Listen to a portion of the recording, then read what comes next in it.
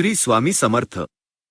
आज आपण स्वामी समर्थांनी आपल्याला दिलेल्या सर्वांसाठी आधार आणि मदतीचा हात पुढे करण्याच्या शिकवणीवर बोलूया। आपल्या समाजात असे अनेक लोक आहेत ज्यांना मदतीची गरज असते, मग ती आर्थिक असो, मानसिक असो किंवा भावनिक असो। अशा वेळी इतरांना आधार देणे हे आपले कर्तव्य आहे, अशी स्वामींची शिकवण आहे। स्वामी महाराज आपल्याला सांगतात, जो इतरांना मदत करतो त्याला मी नेहमीच मदत करतो। याचा अर्थ असा की जेव्हा आपण निस्वार्थपणे दुसऱ्याच्या मदतीला धावून जातो तेव्हा स्वामींचा आशीर्वाद आपल्यावर होतो। गरजू व्यक्तीला आधार देणे, त्याला योग्य मार्ग दाखवणे किंवा त्याला मदतीचा हात देणे हेच खरे मानवतेचे कार्य आहे।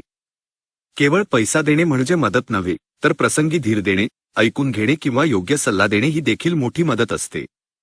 स्वामी महाराजांनी आपल्या आयुष्यात अनेक दुर्बळ आणि संकटात सापडलेल्या लोकांना आधार दिला। त्यांच्या कृपेने अनेकांच्या आयुष्यात सकारात्मक बदल घडले।